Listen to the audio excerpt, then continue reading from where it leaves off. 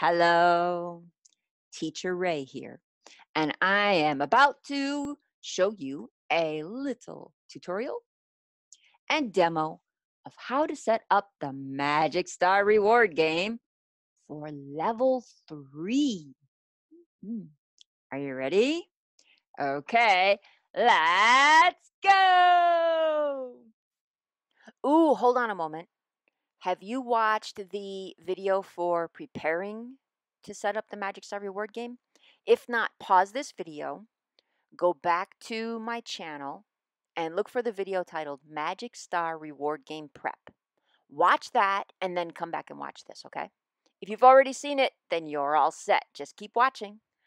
You have gone through your level 3 lesson for next week, and you have your words written down, words and phrases, and you know how many activities there will be in the lesson. So level 3s often have more activities to help engage the students that are starting to get older. They usually have 4 words, if I remember correctly. I've only taught level 3 as a sub. I think this would be a level 3 lesson. It's level 3 and one-on-one. Words like, so there's the trick or treating, right? Trick or treat. And the words are skeleton, pumpkin, knock, and jack-o'-lantern. Let's set up the Magic Star reward game for trick or treat. Here is the template. 4 words. We have 12 activities in this lesson, 12 activities. So we have to really populate the game. Let's start with the template. And first, do not touch the template. Do not mess with the template, except perhaps to move something, just kind of move it around like this, either to make it easier for you to find or to bump the template higher up in your drive folder. So what do? We start with File, make a copy. Name the new game for the lesson that you're preparing it for. Trick or treat. If you have enough room in your drive and you do this every single time you set up a lesson, you will have them next time you teach the lesson. I don't know about you, but my levels are moving up.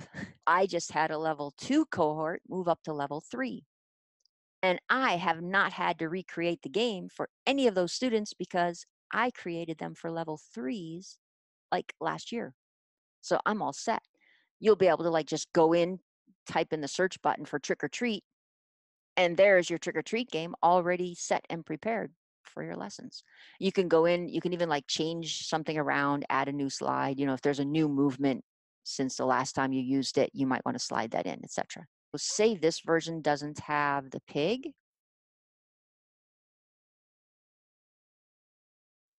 Okay, because it was created before the pig came around.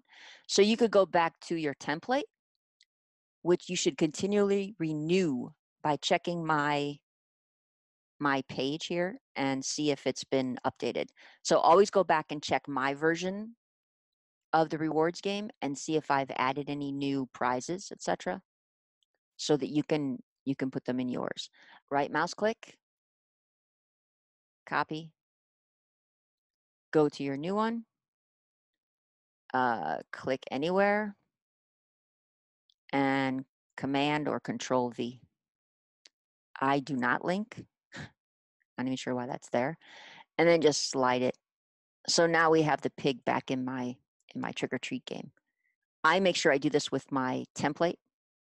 Whenever I create a new reward, a new prize, I open it in my personal Google Drive, and I copy the slides over to the version that you see in my in this one, the Teasel 7 Vegas. So okay, back to what we're doing. Back to trick or treat. Let's set up the game for level 3 trick or treat. 4 words are, double click, type it in, jack-o'-lantern. Yeah, annoying. So do this to make the spaces and try and make it easy for the students to read. There we go. Highlight. Let's put knock over here. Skeleton. So we type in the 4 words. Pumpkin. Oh, maybe pumpkin should be opposite the jack-o'-lantern. Yeah, let's do that. Let's get pumpkin here. Okay, so these are our 4 words. Go over here and duplicate the slide. Duplicate the word slide. Now come here, select all 4 words, arrange, rotate, flip horizontally. Dun, da, da, da, da, da, da, da. Save some typing. I now have 2 different slides. I want 2 more different slides, so duplicate. Now I have to do some typing. Skeleton, knock. I basically just switch the words, catty corner. So I go from one corner to the other. Oh, I didn't actually want that capitalized. Fix that.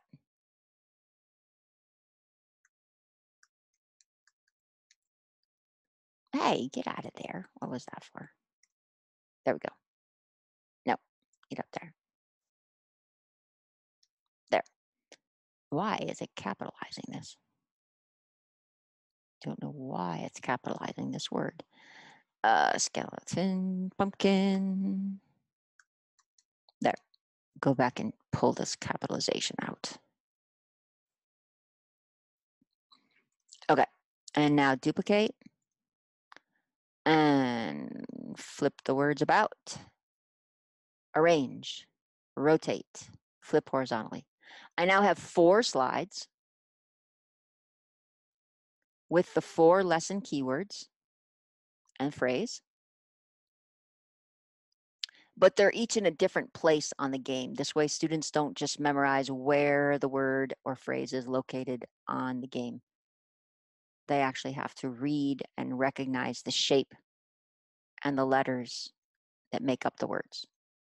So presumably they're reading the word this way. Level 3, you can play slightly differently. You can ask them to say the word 3 times. I pretty much just have them say the word 3 times because I think the extra pronunciation practice is good for them. But you could also, and other teachers have done this, ask them to make a sentence using the word or show the word. Like knock, you could have them actually show you knock. Skeleton, pumpkin, whatever. Okay, they're not all show words, but you could have them tell about the word or do it various ways. I use it for pronunciation. You have finished this. You select the title page, and all 4 word slides. Grab them, drag them out of the way, get out of the way, get out of the way, get out of the way. Okay. This is so we can set up the game. There were 12 activities in this game. We need 12 prizes. So we need to fill from 1 to 12 with the prizes in the order we want the students to win them. I haven't used 3 stars in quite a while, so I think I'll leave that in there. I like to have 2 stars periodically, so let's duplicate this a couple of times, not too many times. Just kind of like space them around. We want lots of 1 star. So let's space these out. Da, da, da, da, da, da. Let's not make it look like a pattern. So let's go here. So I now have 8 of them taken up by stars. So let's put in the level 3s get a kick out of the magic stars for all. Let's throw one of you in there just randomly. And towards the end, I think. Here. No, way towards the end. And let's have level 3. So level 3 aren't big on giving other people stars, so we won't need this one. Now, let's populate you with a few other things. Okay. Let's put in a little torture. Wah, wah, no star. Depends on your level 3s. They might still do the wah. They might not. So this might just be a sorry, you lose, or a good way to get them moving. There are 4 words. So what kind of movement do I want for level 3? Let's see. What can I get level 3 to do? I can probably get level 3s to stretch. Let's just do a little stretching. And I want 2 movements in here. See if I can get them to blink. No, let's have them do the wave. These are still kind of young kids. So let's do the wave right about here. So that's it. We've just filled our 12 prizes. The first student to win the activity, the first activity, gets a star, and then 2 stars, 1 star, stretch, 2 stars, wah, 3 stars, wave, etc. Do not rely on just the game for movement. If your lesson has opportunities for other movement in it, use it. If your lesson doesn't have other opportunities for movement, that doesn't mean you can't put in movement wherever. Ask your students to clap their hands every time they see a particular word, or ask your students to make some kind of symbol or sign with their hands that means they need help saying a word. Just anything to keep them, physically moving about. Ask them to show you things. The game doesn't have to be the only movement you include. You can put it in outside the game. Okay, back to the game. We're looking at 12 prizes. Now we're set. We have 12 prizes. Now we're going to mess up our number because we need to give other students a chance to win. So we go pass it on. They're not fond of giving away their turns, so this has to go. But they have no choice if they lose a turn. So let's slide these up. Duplicate. I use last player more than anything. So let's make a few extras.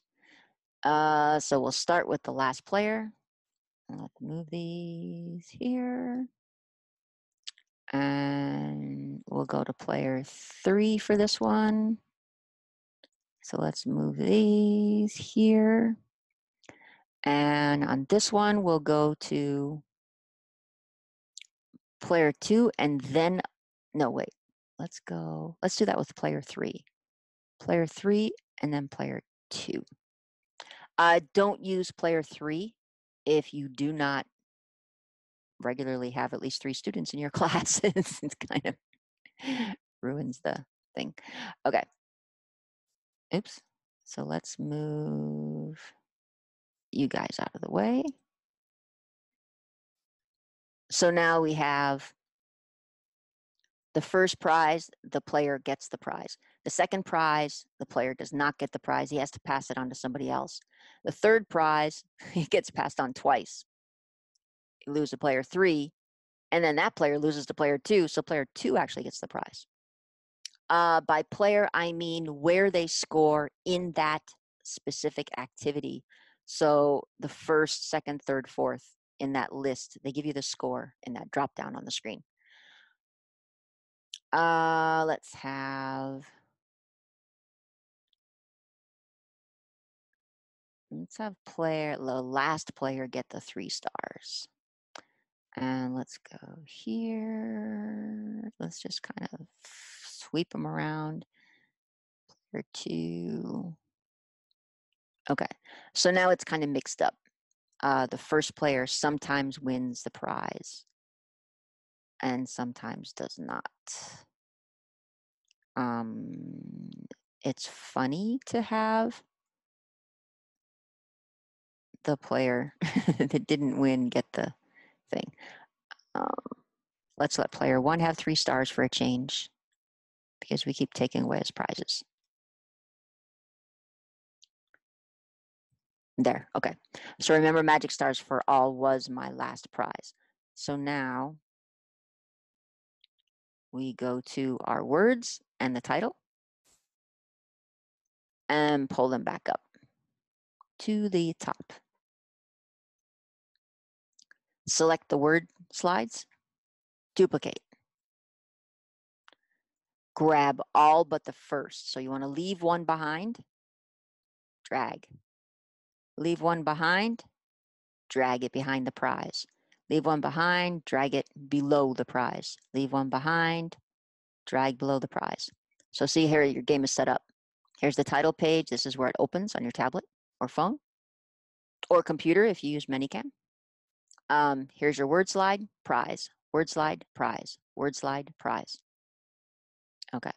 So when you get to 4, duplicate again because you want to keep these 4 basically in order.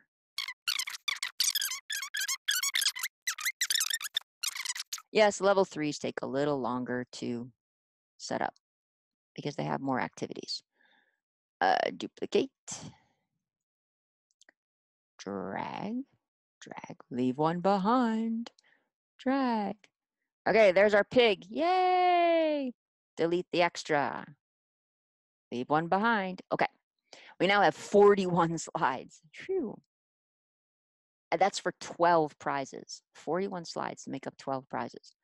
Now what we do, because you never know when there might be an emergency. Say a student insists that they didn't say pumpkin, they said skeleton. It happens, believe me, it happens. Sometimes they do it just because they know they can get you to play again. So instead of going back and resetting up the game and going back to the slide they missed, you can just continue along from there and click to the next one. I mean, it may mess up your setup a little. It depends on how you have it set up. I want to have 5 extras in case of emergency. So 1, that's a prize. That's a prize. That's 2, 3, 4. There's 5. So I grab it from here, go back, shift, select the word, duplicate, grab it, and drag it below that last prize, which was Magic Stars for All. Now, we don't want them to know this is a rerun, so we go here and we pull out anything that is obvious, like this might be obvious. So let's put it here instead. Let's go last player and then player 3. And let's pull out the action, the movement prize, and put in a different movement. So let's put in blink. There, that's a good one for level 3. It's not quite so immature, and they'll be good. Okay, and then the last one can be 2 stars. And we take everything else.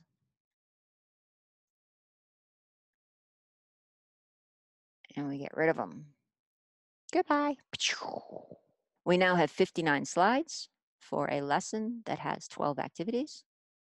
You've saved it under the lesson name, so you will have it the next time you teach Trick or Treat to a level 3 class. I will come back and show you how I would potentially play this with a class. Not an actual class, of course, but I'll give you a slight demo. Okay, here's a demo for level 3, Trick or Treat. Again, level 3 is competitive. Level 3 is actually extra competitive. They're starting to get the idea and they want to win. They still know it's random, but they get very energetic about who wins and who loses. I open this in my tablet. You would open it in your tablet, smartphone, computer, laptop, etc. I don't know how this works in Minicam because it opens full screen. I would open this in my tablet and get ready for my lessons beforehand by having it already turned on and in presentation mode. So it will be on the title page and placed face down on my desk, ready to pick up and hold up when the student plays the first activity. Remember, I use these in the scoreable activities. So activities that the lesson scored for me. So I don't have to remember who was first, second, third, and fourth. I do it sometimes in the dragging activities where it doesn't show a scorecard for you. and I try to keep track, keep my eyes in that 4 windows so that I know who was first, second, third, and fourth. Because it's important when you have the loose turn slides to know who was first, second, third, fourth, etc. Student B won the first activity. Student B, you get to play the game. And I hold up the game. Student says the word 3 times. We click if they said it correctly. If they had an issue saying the word, I will help them model the word, and they say it again. I don't do this more than once because I don't want the game to become any kind of stressor. I want the game to remain fun and lighthearted. I don't want it to put the kid on the spot. I don't want to pressure the student. So even if they still don't quite get it right the second time after I've modeled it, I will finish up with, "Ooh, that was much better." I try to remain positive, make sure they know they were appreciated for trying, and we move on and we play the game. Magic star, woohoo! 1 magic star for player B, yay! Student B, whatever. And then we move on. We set down the tablet. Actually, I would set it down on that. Oh, wait, let me see. Okay, so here's the student just won the stars. I would set the tablet down right now on the 2 magic stars. Make sure you hold the tablet up long enough for the student to see the 2 stars. Don't just 2 magic stars and move it out of the way. Give them a second to actually bask in the glory of their stars, okay? Let them live it for a second. Make sure they actually get a good view of those stars. And then give them their stars, set down your tablet. And then after the next activity, the winner is student L. I'll pick up my tablet, tap as I'm picking it up, and it'll have, by the time it comes to my camera, the words have shown up. So student A won the activity. Student A picks a word, says it 3 times. Oh no! Lose turn to player 3. And I'll sometimes say, who is player 3? And let the students call out the name of the student who's player 3. So a lot of times they'll all say Joey or Jenny or Bobby or whoever. They all say the name, and then that student gets to play. Student A, student B, student C. Student C gets to play the game. Yay! Directly to student C plays right away. So student C says the word. Oops, what was that, student C? 3 times. Make sure they say it 3 times. Other teachers, starting right about this level probably, have their students put their word in a sentence or maybe give a meaning or something besides just saying the word 3 times. I generally only use this for pronunciation practice. I've seen even level 4, they still need to practice the words. So I generally just have them say the word 3 times. So student C, oh, oh no, player 2, ah. So now, still nobody has won a prize. So now we go to player 2, and that was student B. We go directly to student B. We don't pause and wait till the next transition slide, whatever. We go directly to student B. Student B gets to play the game. Jack-o'-lantern, jack-o'-lantern, jack-o'-lantern. Magic star for student B. Woohoo! Now I set the tablet down. And we go back to the lesson. Because we're doing a lesson here, we're learning. Next activity. Student A won the game. Student A, pick a word. Everybody stretch. Movements are for the entire class. Prizes, rewards are for the individual student who played the game. Movements are for everybody. So everybody stretches. Next activity, lose a turn. Oh, so level 3, you can start going wah, wah. You don't have to put movement in here. They're probably too old to pretend they're crying. But if they like to pretend they're crying, let them, because the more movement, the better. But usually right around level 3 is where we start to go wah, wah. Nobody wins a star. So this is generally, what? Ah, 3 magic stars. Again, leave that tablet up there in the camera. Let them get a good look at those stars. and then give them 3 stars. So this is basically how we go through level 3. Level 3 has a lot more losing turn, so that somebody else gets the star. It makes it more random, gives other students a chance to win, because we all know that it's often the same student that wins those activities over and over. Losing the turn gives other students a chance to win the stars. And they don't get as upset when at the end of the lesson, one student has more stars than the other. It's the year of the pig, magic stars for all. Click, click, click, click, click, click, click, click, click.